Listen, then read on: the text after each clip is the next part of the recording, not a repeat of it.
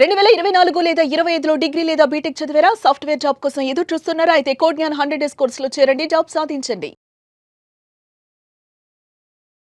పిల్లలు ఇప్పుడు పుడితే వాళ్ళ ఎడ్యుకేషన్ కంప్లీట్ అయ్యి మ్యారేజ్ అయ్యే టైంకి నేను ఎంత ఖర్చు పెట్టాలి అనేది ఒక ప్లాన్ ముందే ప్రిపేర్ చేసుకోవాలి.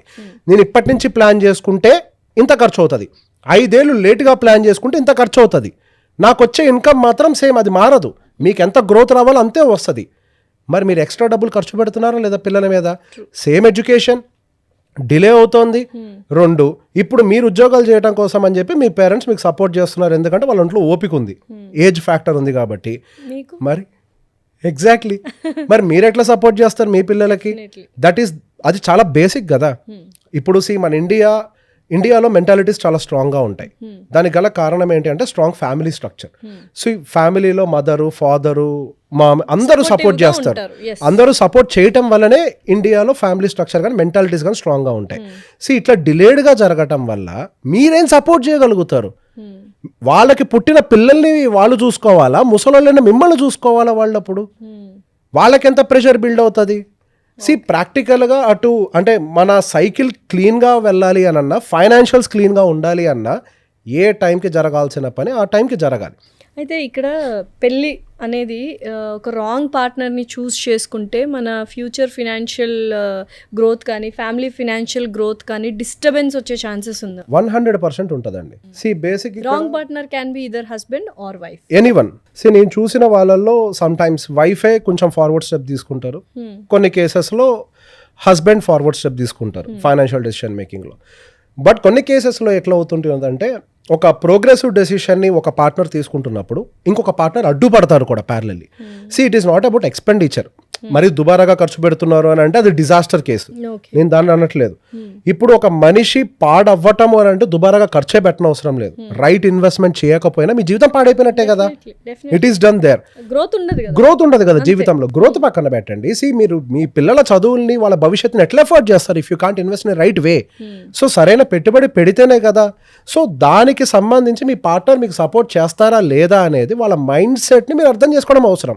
వాళ్ళు గ్రోత్ మైండ్ సెట్లో ఉన్నారా, కన్జర్వేటివ్ మైండ్ సెట్లో ఉన్నారా? మోడర్న్ మైండ్ సెట్ వేరు, గ్రోత్ మైండ్ సెట్ వేరు, 2 different aspects.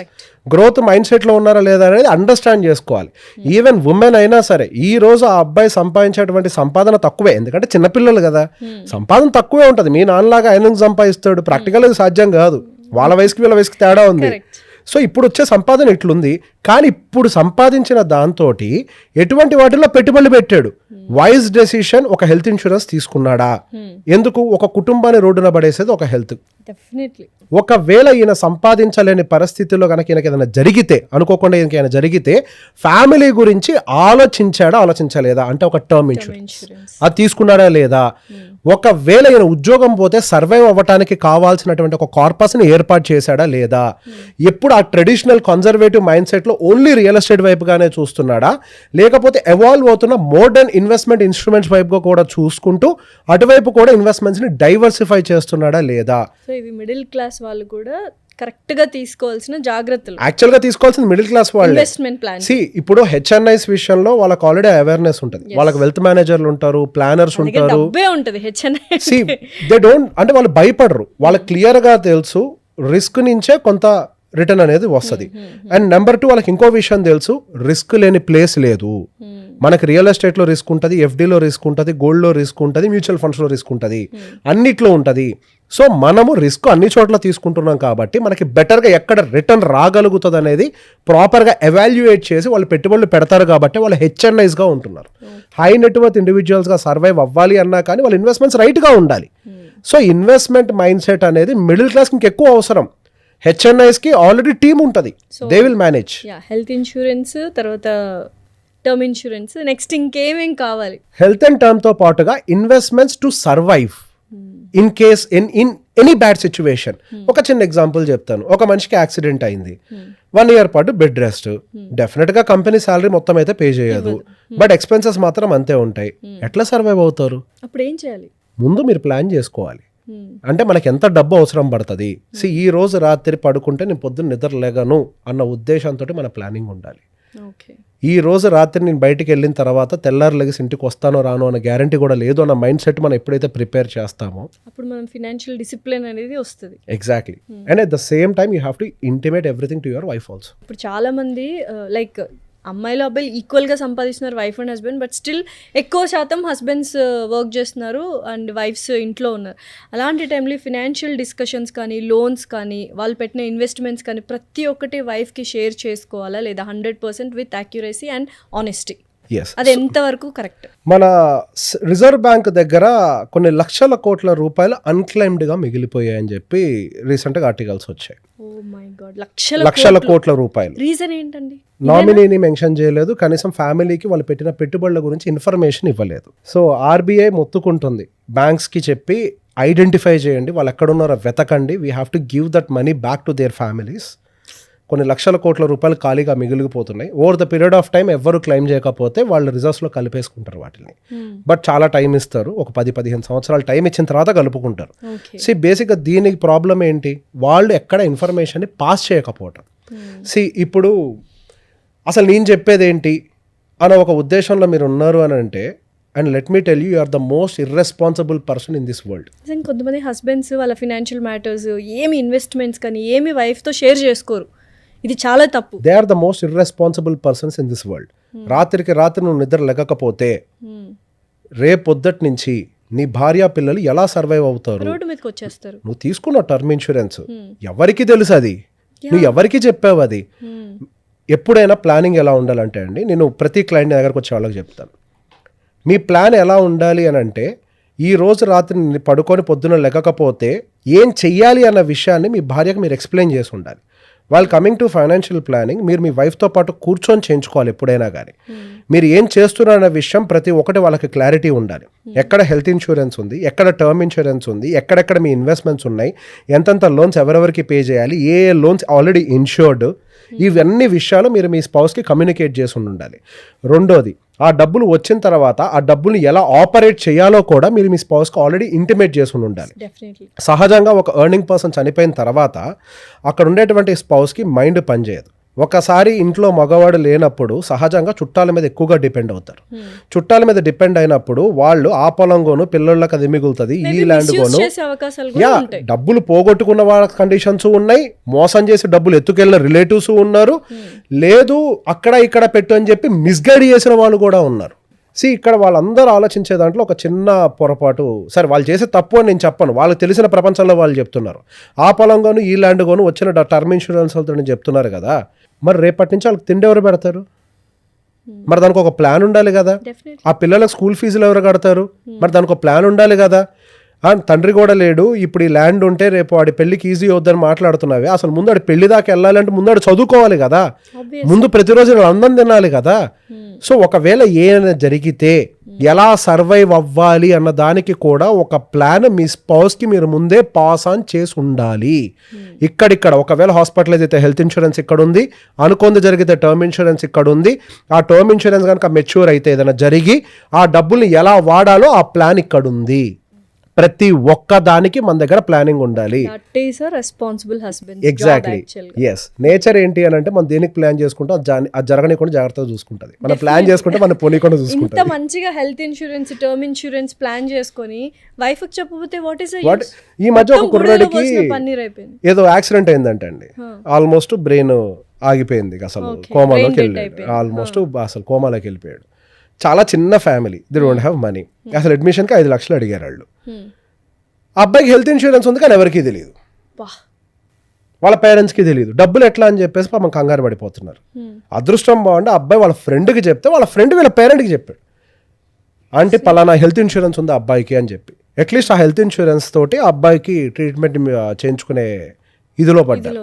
So information pass on చేయడం చాలా అవసరం, అదేం సీక్రెట్ గా దాచిపెట్టుకోవడానికి. ఇది చాలా మంచి అవేర్నెస్ వీడియో యాక్చువల్ గా, ప్రతి ఒక్కటి చెప్పాలి.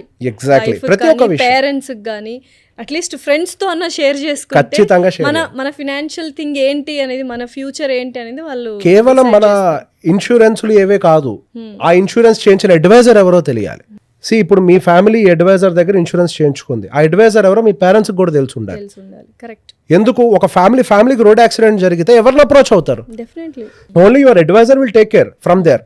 సో ఎవరు అడ్వైజర్ చెప్తే ఒక పలానా హెల్త్ ఇన్సూరెన్స్ వీళ్ళకు ఉందని తీసుకొచ్చి వాళ్ళకి ఇస్తాడు at least. So communication is very important. And financial అడ్వైజర్ని పెట్టుకోవడం అనేది కూడా వెరీ మస్ట్ అండ్ షుడ్. ఇది అంటే డబ్బులు ఇవ్వడానికి బాధపడుతూ ఉంటారు, నేనే మేనేజ్ చేసుకుంటాను. So here comes the role of financial advisor. ప్రాక్టికల్గా మీ డబ్బుల మీద మీకు ప్రేమ ఉంటుంది కానీ మాకెందుకు ప్రేమ ఉంటుందండి? మాకు లాజిక్ మాత్రమే ఉంటుంది. అంతే. లాజికల్గా ఇది ఎట్లా చేస్తే బెటర్ అవుతుంది అనేది ఆలోచిస్తాం కానీ అరే ఇది నా డబ్బు అన్న ప్రేమ నాకు ఉండదు కదా. ఇది కాదు కాబట్టి మీకు ఉండదు. డాక్టర్ సొంతంగా వైద్యం చేసుకుంటాడా? యూజువల్గా డాక్టర్ ఫ్యామిలీ మెంబర్స్ కూడా చెయ్యరు because shivering emotion. Yes. End of the day ప్రతి ఒక్క దానికి ఒక అడ్వైజర్ ఉంటాడు, ఒక డాక్టర్ ఉంటాడు. సో ఎవరి పని వాళ్ళు చేసుకుంటూ వెళ్ళాలి. ఎమోషన్స్ లేకుండా దాన్ని ఎట్లా ఆర్గనైజ్డ్గా రన్ చేయాలి అనేది అది వాళ్ళ పని, అది వాళ్ళు చూసుకుంటారు. That is the place where advisor comes in. ఇక్కడ ఒక చిన్న అడ్వైజర్ టాపిక్ వచ్చింది కాబట్టి మాట్లాడతాం. వెస్టర్న్ కంట్రీస్లో ఎడ్యుకేషన్ ఎక్కువ చదువుకున్న వాళ్ళు. వెస్టర్న్ కంట్రీస్లోనే అడ్వైజర్ కల్చర్ కూడా ఎక్కువ.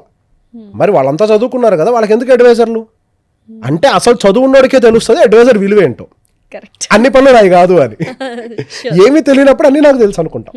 మనకి ఏమీ తెలియనప్పుడు అన్ని మనకు తెలుసు అని అనుకుంటాం. మనకు అన్ని తెలిసినప్పుడు అది మన పని కాదని తెలుసుకుంటాం. సో ఇక్కడ ఇండియాలో ఏమైపోతుందంటే చాలా మంది చాలా రకాలుగా డబ్బులు సంపాదిస్తున్నారు, ఇన్కమ్ సోర్స్ ఎక్కువ ఉంది, కానీ రైట్ వేలో ఇన్వెస్ట్ చేయట్లేదు. ఇన్వెస్ట్మెంట్ అంటే కళ్ళు మూసుకొని కమర్షియల్ రియల్ ఎస్టేట్. ఇండియాలో savings ratio world average savings ratio కంటే ఎక్కువ. చాలా ఎక్కువ డబ్బులు దాచిపెడతారు ఇండియాలో. ఇండియన్ ఉమెన్ దగ్గర ఉన్న గోల్డ్ ప్రపంచ బ్యాంకులు అందరి గోల్డ్తో కలిపినా కానీ మన ఇండియన్ ఉమెన్ దగ్గర ఉండే గోల్డ్ ఎక్కువ. అవునా? ఎస్. ప్రపంచ బ్యాంకులతో కంపేర్ చేస్తే, ఒక బ్యాంకు కాదు, ప్రపంచ బ్యాంకులతో కంపేర్ చేసిన ఇండియన్ ఉమెన్ దగ్గర ఉండే గోల్డ్ ఎక్కువ. వాళ్ళు ఎంత మంచిగా ఇన్వెస్ట్ చేయొచ్చు కదా, అంత గోల్డ్ చేయట్లేదు. అయినా అంతున్నా కానీ మన ఇండియా పేద దేశమే, సేవింగ్స్ రేషియో ఎక్కువ అయినా కానీ మన భారతదేశం పేద దేశమే. ఉండాల్సిన సేవింగ్స్ కాదుగా, ఇన్వెస్ట్మెంట్. ఎగ్జాక్ట్లీ. తీసుకెళ్ళి ఆ 10 రూపాయలు తీసుకొని వెళ్ళి నేను భూమిలో పెడతాను అని అంటే ఆ భూమి మా అవసరాన్ని తీర్చదు. ఇప్పుడు real estate is not bad. I'm a very big fan of real estate. ఇక్కడ మనం ఇన్వెస్ట్మెంట్స్ ఎలా ఎవాల్వ్ అయ్యో ఒకసారి అర్థం చేసుకోవాలి. గతంలో మనకి అగ్రికల్చరల్ ల్యాండ్ ట్రాన్సాక్షన్స్ కూడా లేవు, తర్వాత అగ్రికల్చరల్ ల్యాండ్ ట్రాన్సాక్షన్స్ వచ్చాయి. ఆ తర్వాత మనకి ప్లాటింగ్ వచ్చింది, తర్వాత ఫ్లాట్స్ వచ్చాయి, తర్వాత మనకి ఫ్రాక్షనల్ ఓనర్షిప్, మాల్లో చిన్న చిన్న భాగాలు కొనుక్కునే ఫ్రాక్షనల్ స్క్వేర్ ఫీట్స్ అన్ని ఇది కూడా వచ్చింది. రియల్ ఎస్టేట్ లోనే ఎంత ఎవాల్వ్మెంట్ జరిగింది. ఎందుకు ఇంత ఎవాల్వ్మెంట్? గతంలో ఎప్పుడైనా ఎవరైనా వచ్చి బంజారా హిల్స్ లో భూమి కొనమంటే మన తాతలు కొన్నారా? ఎందుకు? అది పనికిమాలిన భూమి, అక్కడ కనీసం గడ్డి పూచ కూడా మొలవదని చెప్పేసి అన్నారు. సో దాని కాన్సెప్ట్ ఏంటి? ఎక్కడైతే గడ్డి పూచ మొలుస్తుందో అక్కడ కొనడం వాళ్ళ పని. ఎందుకు అని అంటే అక్కడే అది వాళ్ళకి అన్నం పెట్టుద్ది. అంటే ఎందుకంటే అది వాళ్ళ పని. ఇప్పుడు మన పని వ్యవసాయం కాదన్నప్పుడు మనం పెట్టేటువంటి ఇన్వెస్ట్మెంట్ మనకి ఏది అన్నం పెట్టగలుగుతుంది అక్కడ పెట్టాలి. ఇన్వెస్ట్మెంట్ పని ఏంటి అని అంటే మన్ని కాపాడుకోవటం. మనం వెళ్ళి ప్రాణాలు పోగొట్టుకుని మరి దాన్ని కాపాడటం కాదు. మన తరాలు అంటే మన భవిష్యత్ ముందు తరాలు అన్నీ కూడా మన కోసం ఆస్తులు కూడబెట్టింది అవి మన్ని కాపాడతాయని.